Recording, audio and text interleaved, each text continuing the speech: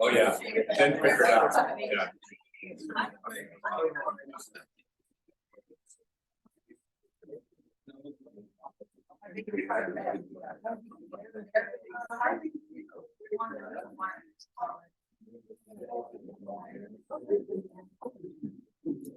Gentle bell. The gentle bell, I know that didn't seem like we had much time to chat, but we have a very full agenda, so we are going to commence. And the first thing we have on our agenda today is the great pleasure of introducing a new member. And Elizabeth Jordan, past President Elizabeth, is going to do the honors, so it is my privilege, and it really is. I'm so excited to be doing this for the first time. To welcome into membership to the club, Jamie Lee Venable. Please come forward.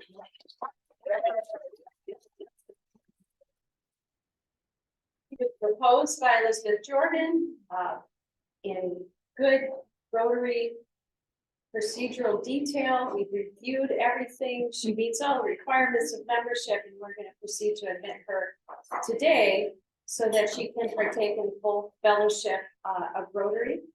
It has already been explained, Jamie Lee, that the ideal of Rotary is service, and our principal motto is service above self. The object of the club and all Rotary clubs is to encourage and foster this ideal as a basis of worthy enterprise. You are to share in this effort, and we know you already do. You have been approved for membership in this club because we believe you to be a worthy representative of our vocation, interested in the ideals of Rotary, and willing to share in translating these ideals into tangible realities for our community. You have agreed to accept the obligations attached to your membership and to obey the club's constitution and bylaws. Now I have the pleasure of inviting Elizabeth to pin on the Rotary emblem, and we expect you to wear it with pride. Yes. Welcome. Thank you.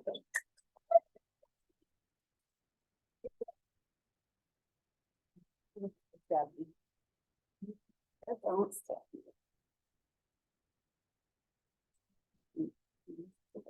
There we go. Okay.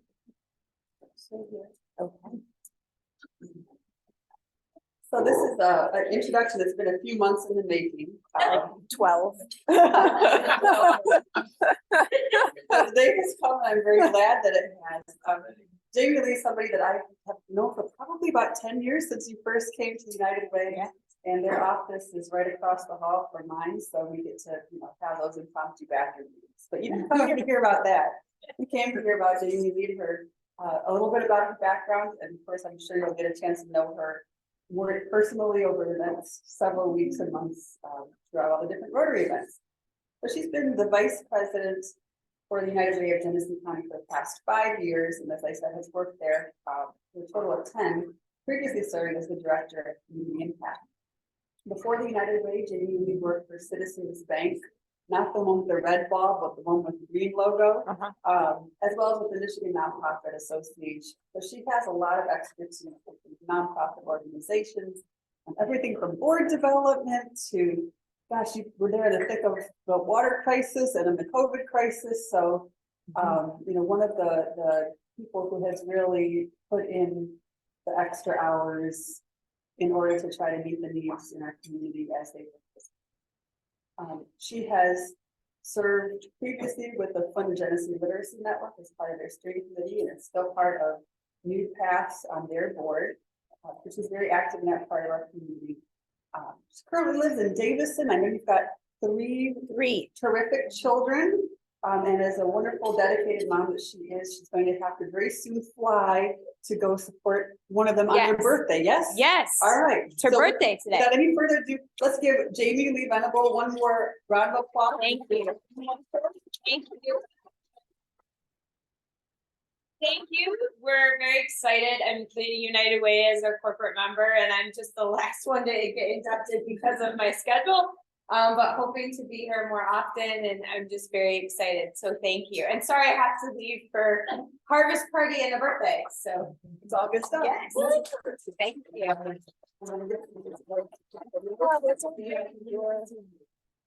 Thank Thank you, Julie. Have fun. So, Past President Rob Jewell has a presentation on our upcoming holiday tomorrow. Thank you.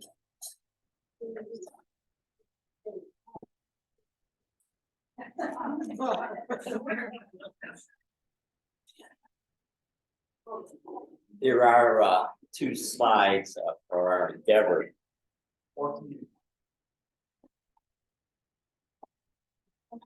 Got a council around. Don't want to interrupt the socializing. Tomorrow, Saturday, 11th hour, 11th day, 11th month, mark the end of World War I, 1918, known as Armistice Day, to acknowledge those who served. 1954, the day became known as Veterans Day, to honor veterans of all American wars. Not to be confused with Memorial Day, which honors those who died in service, and not to be confused with the Armed Forces Day, which recognizes those currently serving. Tomorrow, our nation observes Veterans Day. However, technically, it's also being observed today as an official holiday. It's a day of acknowledgement and recognition to those who have served our country, for those who have taken an oath to defend the Constitution of the United States of America and to defend our nation against all enemies, both foreign and domestic. For those who have stepped forward with a willingness to place themselves in harm's way to ensure the democratic principles of our society and support the freedom of this republic of life, liberty, and the pursuit of happiness. It's only fitting that those amongst us as fellow Rotarians, and our guests, who fulfill that belief of service above self, be honored. Let's take a few moments to applaud our fellow Rotarian veterans and their branch of service.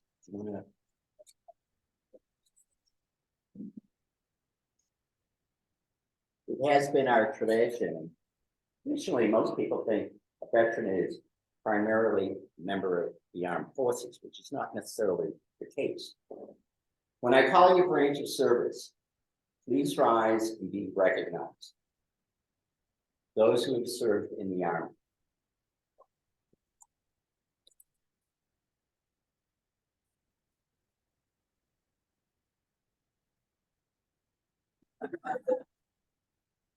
For those of you who may not be aware, the Army Air Corps at one particular period of time was a part of the Army. The Air Force.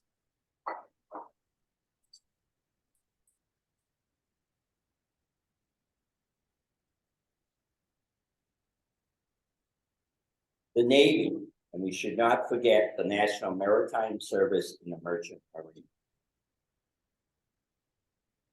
I do know amongst our members, we do that, I do. And the Corps, the Marine Corps.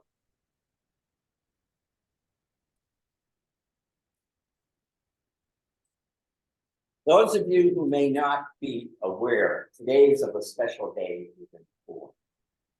November 10th, 1775, in Tub Tavern in Philadelphia, was the first recruitment in the establishment of the United States, the Continental Marine. Coast Guard.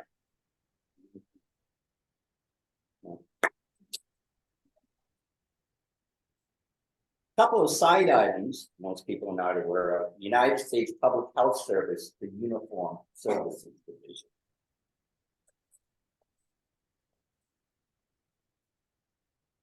So over 13,000, and they provide leadership support to public health agencies across the programs across the country.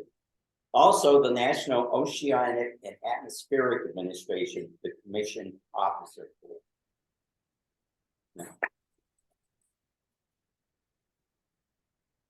And the newly established, as of 2019, the Space Force. Additionally, are those who previously have served and have served in the intelligence community. This is where the second.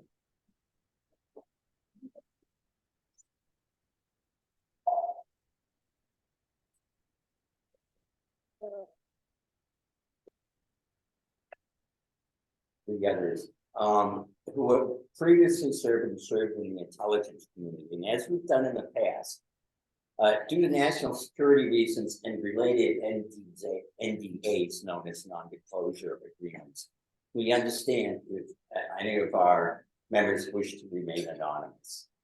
But within that, we acknowledge their efforts. In closing, as former President John Kennedy noted, as we express our gratitude, we must never forget the highest appreciation is not to utter words, but to live by them. So use today and use tomorrow as a day of appreciation for those who have served.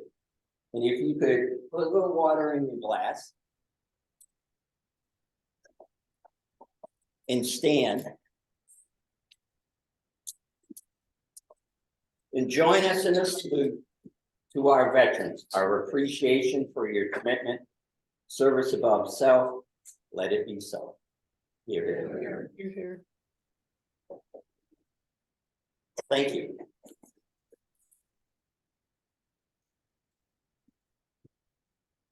Anybody thought I was wearing these colors today for my favorite college, you'd be wrong. I'm wearing them in honor of my father, a Navy veteran, and my daughter, who's still active. And I did not wear my Beat Army pin there, but go Navy. So I would like Lynetta to come forward, put her on the spot. We were at a wonderful, Vic was there. Who was at the wonderful event last night? Wonderful event that the Chamber puts on. It's called the Art of Achievement Awards.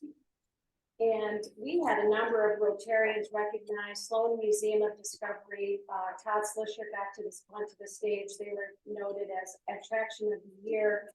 Huntington Bank, corporate member of the club, or about to be a corporate member of the club, received the Diversity, Equity, and Inclusion Champion Award. Dominique Clemens, who's not here, but gave a very inspirational appreciation speech, was recognized as the Young Professional Leader Award, and our own Lynetta was recognized as the Claire M. White Award. So let's give her that.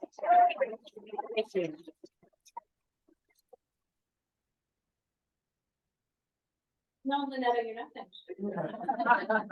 So we've had this plan for some time, and I had it all set up one day, and then Lynetta just didn't show up. And so, Lynetta, we want to honor you as the club sometimes does for your, your amazing contributions to the club and to the community with your Paul Harris Fellow. So I'm going to. Thank you. And it just seems that sometimes things work out, because I really, last night's ceremony was beautiful, and all of Lynetta's accolades were read and recorded for everybody to hear. And I was thinking, she truly doesn't say no to community service. She doesn't say no, and we're so fortunate arranging our program for years and years, and that's really steady at the wheel. And I'm telling you how much I appreciate it, and I know how much the club appreciates it. So official words, you all, especially for our newest members, who may not know, the Paul Harris Fellowship is named for Paul Harris, who founded Rotary with 3 business associates in Chicago in 1905. The fellowship was established in his honor in 1957 to express appreciation for a contribution of $1,000 to the humanitarian educational programs of the Rotary Foundation. Those programs include an array of projects that save and invigorate the lives of people around the world and enhance international friendship and understanding. The foundation programs that are funded by these wonderful contributions provide educational opportunities, food, healthcare, immunizations, and shelter for millions of persons. These activities are funded, implemented, and managed by Rotarians and by Rotary clubs around the world. Rotarians also designate, as we are today, to Lynetta a Paul Harris Fellowship in recognition of a life demonstrating a shared purpose with the objectives and mission of the Rotary Foundation. And we move closer to that peaceful world today as we welcome Lynetta Coney to her Paul Harris Fellowship. Thank you.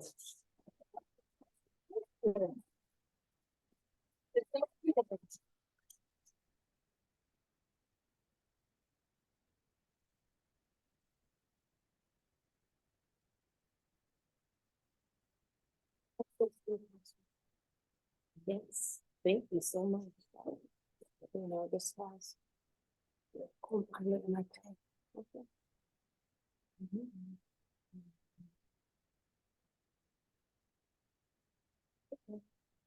It's pretty good. Well, thank you so much. You want to say something? Well, I, truly didn't expect that because you see, I came up here with my napkin. I'm still, I'm still enjoying my donut. But I'm truly grateful for this, and service is what we do. And I'll just say that I don't know how many remember Whittier Junior High School, but when I was at Whittier, an instructor, teacher at the time, talked about this one thing, and I remembered it and I copied it down, and as old as I am, I still know it. He said, what you do when you don't have to is the very essence of what you will become when you can no longer help it. So it could go either way, but the way I chose to go was to do what I didn't have to for the greater good of this community, for my family, and of course for my daughters who are coming behind me. And to serve Rotary has been my joy. I have always done this program subcommittee, and you've asked me to do something more, but I love it, so I stay with it, right? So thank you for acknowledging that. I appreciate this. Thank you so much. Thank you.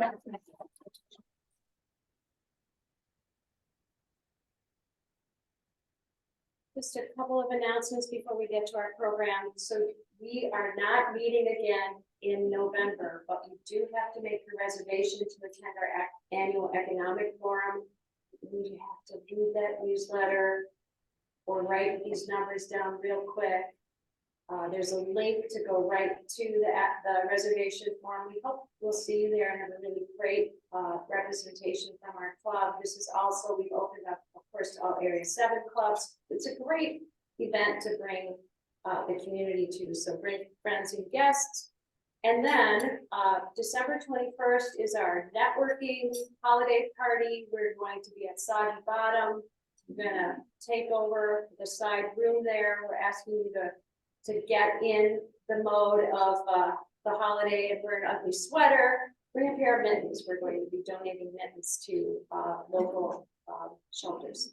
So that's it. And now I'd like to see, yes. Economic, there's no cost to Rotary. It is no cost to Rotarians. It used to, so. But just to, no reason not to go. correct, just register. It's completely, there's a little place that you have to check that you're a Rotarian, and then it's free.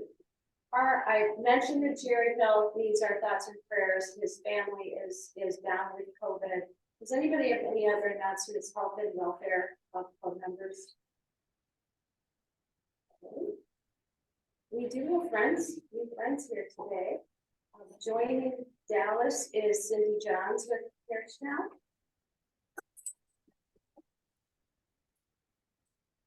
But I did not get to meet the person sitting right here who's joining us. Please stand up and introduce yourself. Hello, everybody. I'm busy from the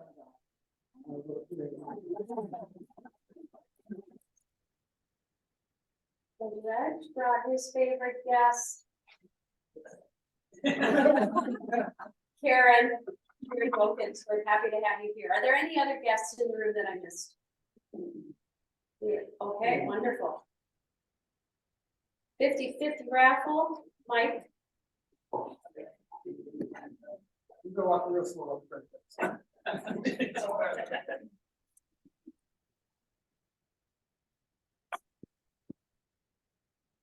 Okay, so the way. 748434. 7-4-8-4-3-4-5.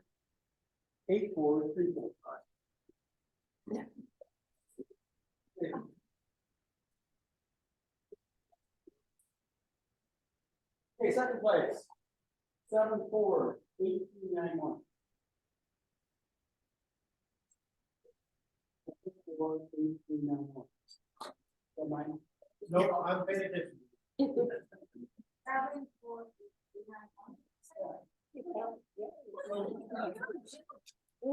Second place. No.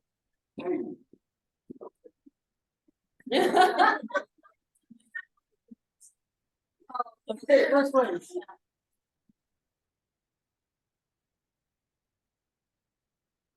7-4-8-4-5-8. Yeah.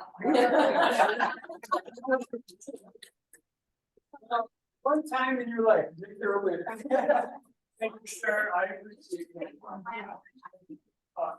And past President Ray Gist is gonna come up and, acknowledge our November and I believe our December birthdays, correct? Sorry, I missed that. I missed the memo on December. Oh, whenever you're ready.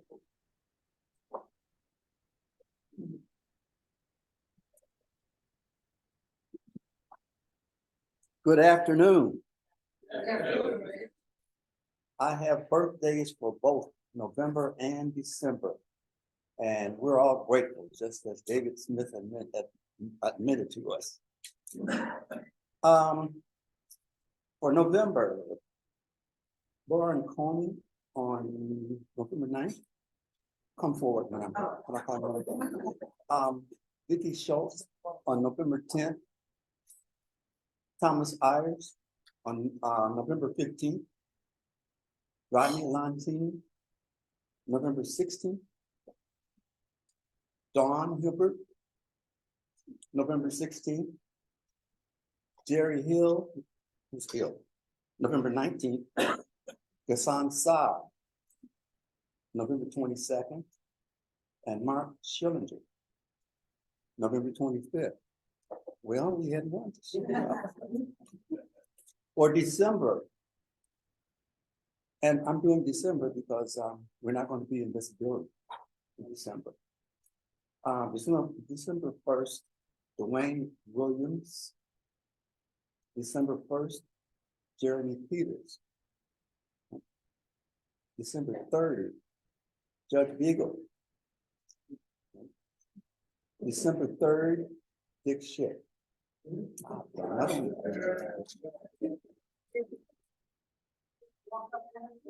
Yeah. On December 4th, we've got one that I know. His name is Greg Gist. December 10th, Ken Hoback Jr.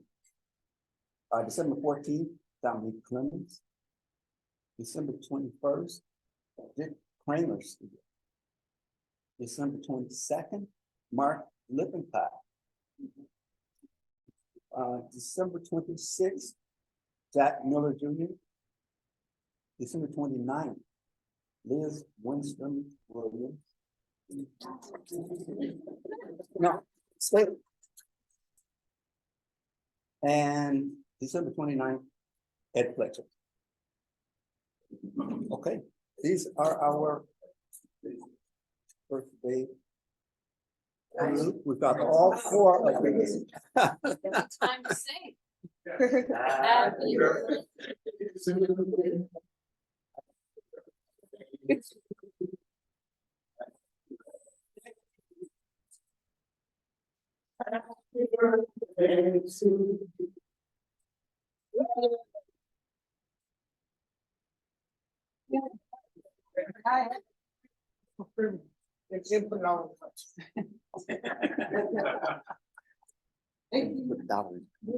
Calling all the names of people that served in the military. And we had the Army Air Corps. He wasn't in the Army Air Corps. I was in the Strategic Air Command in the United States Army. And one thing, we had the largest bomb in our base. It's living me. called the B-36. It would take off from our base, come back 28 and 32 hours later, never refueled. We had thermonuclear weapons on board, so if the Soviets ever did anything, we would annihilate their military, not their people, but annihilate their military. And that's peace through strength, not a big deal that we continue to talk about and promote.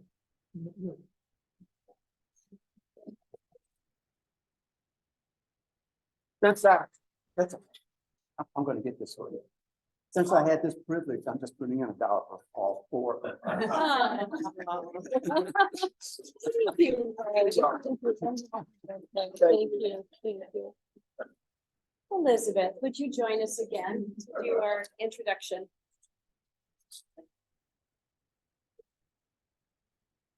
With pleasure. So I get the opportunity to introduce our guest speaker, who to this room, most of us probably doesn't need much of an introduction, but it's my pleasure nonetheless. Dallas Gatlin, of course, has been a longtime member and friend of Rotary. He served as executive director of Parish Town Ministries since 2009, and recently announced his retirement, which will begin once a new leader is elected. So a second retirement for him. We'll see if it's the last. The recruitment process is currently underway. Dallas is the founder of the Carriage Town Bakery, featuring Blue Line Donuts, which if you're like me and you saw the boxes in the back of the room, make sure to help yourself too. So if you haven't yet gotten a donut, please be sure to get one before you leave today. It's really good. Blue Line Donuts is a thriving transitional employment program for residents of Carriage Town Ministries. Dallas has degrees from Kalamazoo College, Central Michigan University, and Olivet Nazarene University. So of course, Fred Hines isn't here today, but if he were, he'd say, go Olivet. He and his wife Nola are active in community service and have 9 grandchildren, ages 1 to 10. So Rotarians, please join me in welcoming Dallas Gatlin.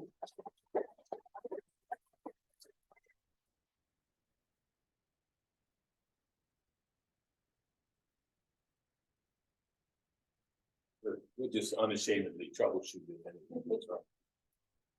Well, I would like to say it is genuinely nice to be here. I want you to know, as a Rotarian, I've kept up with my dues. However, I owe $865,000 in fines. I'm not sure exactly how we're gonna catch up. So we're wealthy if I can ever come up with the cash. I told some friends that I found my name tag between Jimmy Hoffa and D.B. Cooper back there. Listen, I want to take this opportunity. You met Cindy, or were introduced to Cindy Johns. When people say, what's Carriage Town going to do when you're gone? It's going to be just as good, because Cindy is my right hand and she makes it go. So I give her a round of applause. I want you to get it. All right. So when we started 14 years ago, I went on a tour of missions in the country, and especially all over Michigan, to try to benchmark what was the best out there. And we tried to put that all together. But one of the things we learned, and I was talking to Elizabeth about a little bit, is not, can you hear my heartbeat? I'm standing right on it. Is not to try to do things that don't need to be our core mission. Our core mission, over a short period of time, we figured out was to provide a clean, safe, encouraging place to land for people, men, women, and children who are suffering in the throes of homelessness or extreme poverty. And the second one is to provide a mentored route to self-sufficiency for those who are motivated. People have choices when they come to Carriage Town. People don't have to go to chapel to get services, even though we're a faith-based organization. We encourage them to. We invite them to, but we don't twist any arms. But you can sign up to be part of a mentoring program, and fully 60-65% do. And that mentoring program has some elements to it that were informed by 150 hours of interviews with people who had been homeless and had somehow made it out, extricated themselves from the streets and sustained that over a period of time. And we asked them a very, very scientific research question. How'd you do that? Right. There was lots of literature on what it's like to be homeless and what causes homelessness, but there was almost nothing that sought the voice of people who had been homeless and chronically and made it out and sustained that. And when we did some content analysis on all of those hours of interviews, basically the words that came to the top, the ideas were that secured a dependable income stream, reconstructed a social support structure, and found some spiritual foundation to keep going when it didn't seem like it was going to work, when things got dark. And those three things were common among all of the people. So we set about to make our program, our mentoring program, something that focused an individual personal success plan on those things: securing a dependable income stream, work on employment skills, find a job that will help you pay rent somewhere. Or if you have a disability, mental or physical, you work on Social Security disability.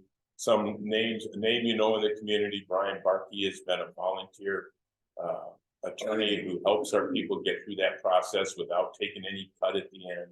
Just helped countless people find their way to a secure income stream. The second thing is a social support structure. I want you to imagine this. Imagine if everybody in here, if you lost your personal income stream, you just lost it, and you lost your social support structure at the same time. It wouldn't take long before each and every one of us in this room were homeless. Wouldn't be able to pay rent, and wouldn't be able to stay with our Uncle Joe. That would all be gone from our lives. And whatever the causes are, homelessness in the lives of the people we have the privilege to meet, it results in those things. So securing a dependable income stream through work is something that became very important to us. And we sought community partners to help us with jobs, people we knew in business, some of you. And when somebody was showing themselves to be an MVP, and if those of you who are in business know what that is, it's somebody who shows up every day and is willing to learn. And if they show up every day and are willing to learn, you'll teach them what they need to know to do the job, and they'll be ready. But we found that it wasn't quite enough, because the leap from where they had been to even when we endorsed them to a new job, sometimes it was too big of a leap. So we wanted to find ways that they could work inside of Carriagetown while they were there with us. And so we started a transitional employment program, also informed by other people around the country doing some things like this. And because we do food service every single day, 450 plus meals a day, it became logical that we would do something that leveraged that. And also it's a job that where openings are readily available. You run a restaurant anywhere, you know that you're always looking for people. And if you can find an MVP who shows up every day, who's already had surf safe training, if any of you know what that is, you know, in a nutshell, it's not putting the raw meat on top of the fresh vegetables, right? And so we leveraged our food service, but started Blue Line Donuts in 2017 as something that would create a product that people would be interested in buying, and that was also needed within the city limits of Flint. And that's donuts, and you've got a chance to sample them. Today, I was having a conversation with some great friends of Rotary and a great family of Rotary, and I was lamenting that all of our DNA is about making healthy food at Carriagetown, but yet we're going into the donut business. And you'll get the family now. And he said, yeah, well, we make hot dogs. So we both figured out if we just put a Lipitor capsule in there, we're good to go. All right. Our story, I told you a little bit about it already, but we we decided we needed a place besides inside of our building. We wanted it to look like a business that wasn't necessarily associated with a homeless shelter, while at the same time letting people know who had a sense for social responsibility that it was people in training working there, making the products and selling the products and learning retail and food handling services. So we teach baking, safe food handling, and customer service. And if you go in there, how many people have been to Blue Line Donuts on the corner of University and Garland? Great, that's about a third of it. So by this time next week, it really needs to be all of it, right? Our customers come from everywhere. Flint really does enjoy having a donut shop. I'll say that. And so this is a little bit of a sampling. I'll get to telling you how we made this all happen a little bit later. I'm going to point out the fellow over on the right. We've had lots of employees come through there, and some make it and some don't. We have employees in the community who are working now in food service and other jobs who have been through Blue Line. But Bruce over there came to us as a resident in about 2016. And Bruce had been a donut maker in this spot. Before that, we started making donuts without Bruce, and we started serving them to ourselves to make sure no one died. And then along comes Bruce, literally a godsend. And he's looking at our product and he goes, wow, you guys can't make donuts. I can make donuts. And, we said, yeah, well, we'll give you a try. Put them in the kitchen back there. And it was like the Tigers getting Sparky Anderson after Les Moss, you know what I mean? Bruce then worked his way to working at another donut shop. And then we hired him full time. And he has been our pastry chef and donut maker ever since. Puts in long hours. We're working to find some redundancy. We have a little bit right now, but you do whatever you can to keep Bruce encouraged and keep him alive, because we need Bruce right now. Deb, who works there over the food services, she's learning how to make donuts now too. But every business who makes a food product is dependent on somebody to be there every day who's talented to make things that look like this and taste great. Right? That's just a small sampling of what we do. You can get regular coffee there. To me, I'm just telling you, to me, this isn't coffee. It's like putting stuff like this in coffee is like putting milk in beer. You know what I mean? It's just not. But a lot of people love this, and we sell a lot of this. And if you're one of those kind of persons, you can get some of these concoctions at Gary's Town. I can bring my beer and we'll put milk in it. Yeah, we can do that. Put some cream in there. Okay. I thought you might want some numbers. So in our new building, we've been there for 12 months now. We'll celebrate next week with a whole week of specials and special product and sales and all that. So you make sure next week would be a good time to show up for the first time if you haven't been there yet. Number of donuts sold this year, 112,000. Number of current transitional employees at 5 people right now learning the kind of skills it takes to work for a living and make a dependable income that they can support themselves. Number of donut options, about 35. We also do bagels there. And drink options are 12, including the things you see there. Our dream, we have a dream. And one of them is to be open on Saturdays. We have a room in the back that it's a big room with a big table in it, some other tables. It was initially going to be the bakery kitchen, but like we always do, we evaluate every plan we have while we're doing it. And it came to us that we could renovate our kitchen in our existing building for multiple purposes, including the bakery. Move some things around, get some new equipment, and save about $150,000. So that's what we did. So now we have a big room in the back that could really be used on Saturdays for the kind of people who, I'm speaking delicately now, who want to show up and hang out for donuts on a Saturday. I'll give you a clue. I call the room our off room, OFF, and it's the Old Farts Fellowship. And I belong there. So I want to tell you this part of the story. So, in order to make that building happen, and some of you have seen it, we needed somebody to come along and help purchase a piece of property that had been a gas station, a caddy station, and all those kind of things. And we got a donor who helped us purchase the building. And then we had to do environmental due diligence all the way through phase 3, and we did that. And we had a donor who helped us do that.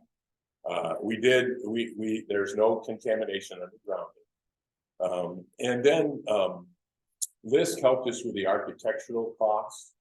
And then after that, I at our banquet in 2019, just before COVID, I laid out kind of a vision for what we wanted to do over there. Some of you were there, some of you will remember. And after that time, 2 gentlemen from the community, Kevin Johnson from Rhodes and Johnson Construction and Rich Kramer from D. Kramer, came up as everybody was filtering out. They said, hey, this is a great vision. Would you mind if we try to recruit a crew that will do this for free? I said, well, hold on there, boy. And so Rich had a gathering lunch at D. Kramer's place in Grand Blanc, and they had 16, 17 subs out there, some we knew. And by the end of that lunch, people had signed up to provide labor and materials, or just labor, or just materials. And the initial estimate for this building was $650,000. And we built it for about $180,000. Wow. And the amazing thing about that, and I hope you can read some of the names up there. If not, when you come next week, you'll find this sign of appreciation on the side of the building. Of course, the Mott Foundation came around and they said, do you need anything to get over the finish line? And they helped us with all the furnishings on the inside and some of the equipment. But this was a labor of love by the whole community of Flint. And these were the people that helped us get this done. And you see that shaking? Maybe we should get under the table. I don't know. We're open Tuesday through Friday, 7 to 2:30 at 604 Garland. That's the address. It is a small parking lot. You get about 7 cars in there. But you can also park across the street at our main building, along Garland Street there by People's Church, or at the medical clinic next door. And we can't wait to see you. That's it. Any questions? Questions? While you're thinking about one, and I will just say this. My son Nick was instrumental in the launch and getting the building built. But at the time we started a year ago, Cindy has been the one who has pulled all the business sense around it and actually done all the hard work to make sure everything fits together. Hearing the voice of the customer, reacting to the voice of customers, making sure that the people were recruited and trained to transition towards the workforce. So I'd like just to show appreciation. Seeing leadership eyeballs that want me to be done, but I'm going to let Elizabeth. Do you have a question? Sure, so appreciate the information, and I was cool to hear about social enterprise, which, you know, in the nonprofit world, there's a lot of folks that focus on using some of the Christian nonprofit programs. What sparked the idea for you to turn this into social enterprise, and what did you have to think about differently in order to be able to do that? Yeah, so we had employees doing volunteer assignments and doing some work skills trainings with volunteers coming in, but we really needed something more intentional, something where they actually made money. So they do get paid, they get paid minimum wage, work a maximum of 20 hours a week, treat it like a job. They have to interview and be selected for this job. And if you don't respect the job, for example, you might get deselected, but we'll give you another chance if you want to make another go at it, show motivation. But we just needed something that looked and felt like real work and provided real skills and training that they could translate to go get a job in the community. We also have some transitional employment jobs in sanitation and building grounds that we try to accomplish the same thing. But this is the main one. And it became clear that we needed some intermediate step. And they also get budget training while they're earning money, sometime for the first time. So, thank you. Yeah. You kind of in charge of this program, I think it's like all the fair meetings and the selection process. Is it like one person? It's a team. It's primarily led by Cindy, and then Dante Dumas, who's our operations director and has responsibility for human resources. He's involved with the interviewing that, and then Brittany Willingham is our director over all of our resident programs and resident ministries, and she's involved too, especially with the recruitment and the identification of viable candidates. People who are ready to get started. So, yes. Yep, I'll go with Karen and then Blue Line. It has a multiple of origins, I would say. And one of them is that we're on the Blue Line for the Crim race. The bus line that runs right by us is the Blue Line. But when we started, we wanted to try to lure the law enforcement community into our place so that they would be more familiar with our residents and our residents with them, just so that level of comfort of everybody's trying to do something. We have one core value at Carriagetown, and that is everybody you meet today is God's son, right? With all the implications that come with that. So that's the origin of the name. That has really three different legs to that stool. Yeah. Oh, if you're a law enforcement officer, a first responder, EMS person, you come in, you can get free donut coffee anytime. What's that?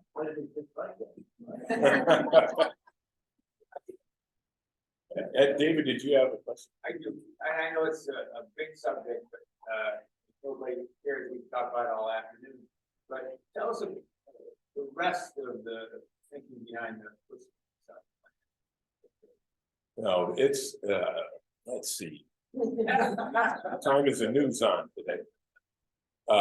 You know, it really, the personal success plan started because of the elements of the research that we did and the need to secure dependable income stream, reconstruct the social support structure. And if you're in the mentoring program, you are signing up for the Bible classes and the spiritual training. But unique to us, it's like all of the staff, all of the leaders and everybody who's on staff has a personal success plan too.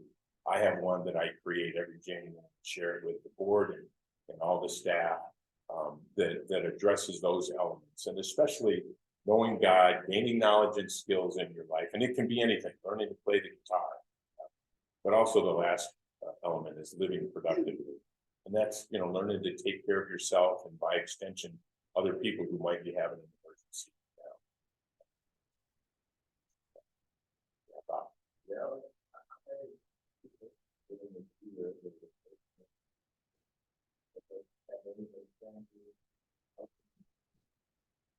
Yeah, I would say probably Cindy, maybe 15 people since January, something like that. And we've had 5 or 6 of them that are out there now doing something productive. We have 4 or 5 that just fell off. We have one who robbed us and then left. And then he came back and tried to help him get out of trouble, right? So he's not working there now. But every kind of situation you can imagine. And probably in all of the transitional employment positions, we've probably had 25 people so far this year. And, you know, the success rate is like yours or mine. It's like, you can measure that, but there's also second, third, fourth, fifth chances. If somebody proves that you know, their readiness, like we're ready to try it again, there's another chance if somebody communicates that they're ready. Even if you rob us, actually. Other than my needs, what is maybe one of the biggest hurdles you have in starting this? Yeah, translating from one was from being a nonprofit to still being a nonprofit, but selling products. You got some things you gotta work out with the state and all of that. Yeah, we've always had great, health department inspections, so that wasn't much of a big thing. But doing the planning for business, we're really good stewards of the funds that come into Carriagetown, but doing a business and being able to do unit costs of the different things you do and start keeping track of things a little bit more like the business. And we're not quite there yet. Cindy's still working on that, the restaurant business to figure out all of that. But our original goal was to pay for the utilities and insurance and the wages. And we will just about accomplish that this calendar year. So the building is, all the maintenance of the building and all the other costs associated with the site are still part of the cost of Carriagetown, with that being the ministry of Carriagetown. But we're probably about a year ahead of where I thought we'd be into the second year before where we are at right now. Part of that is Cindy's hard work and great response from the community. We've had a lot of business. It's been great. We also do wholesale business and church business on Sundays. I don't know if you know this, church people eat donuts. You got reading the Bible and eating donuts. So, yeah. Are there plans to replicate this to have another location in the street? It's a great service. Well, Chick-fil-A has reached out to us to see how we've done. Well, we've done. No, we don't have any plans for that right now. If a mission wanted to come and see how we did it, we just share all of our intelligence, property, intellectual property to them and to China, of course. We're probably not already, but yeah. So we don't have any plans for that. So has Duncan called? They have not, but they should. Sorry for taking that.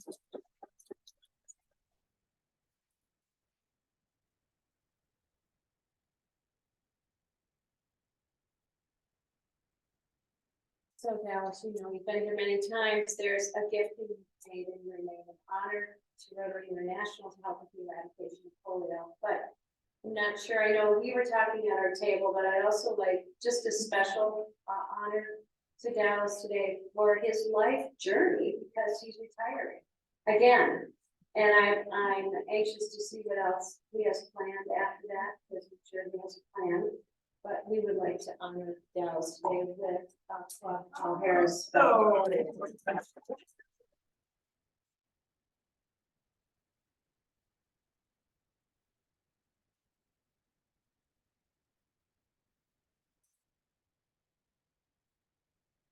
So for those who really need the official information, it's a call from ST.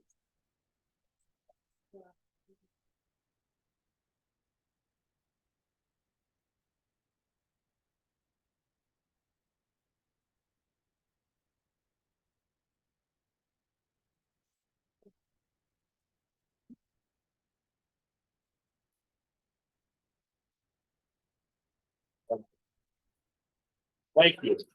And because I haven't talked enough already, I'd just like to say there's the Paul Harris that I already had came from Woody Scaff. And so I would say 3 people in life taught me how I should be: my wife, Jesus, and Woods.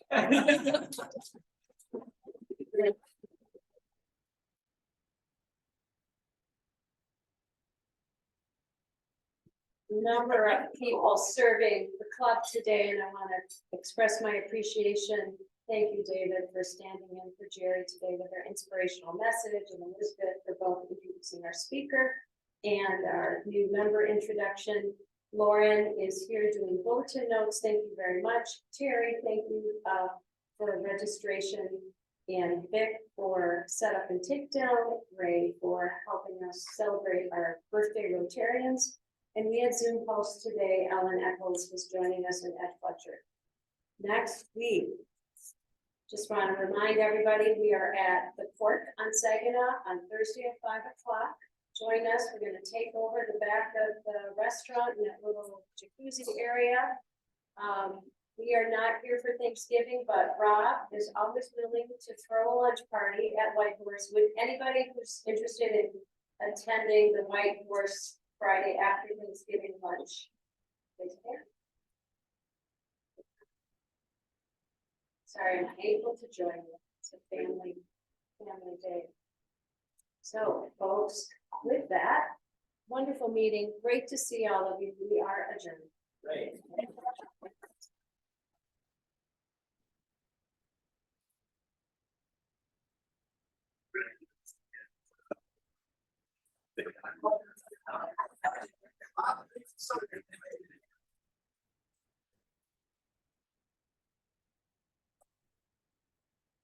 Good meeting.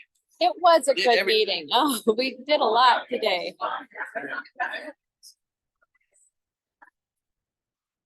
This just stays here.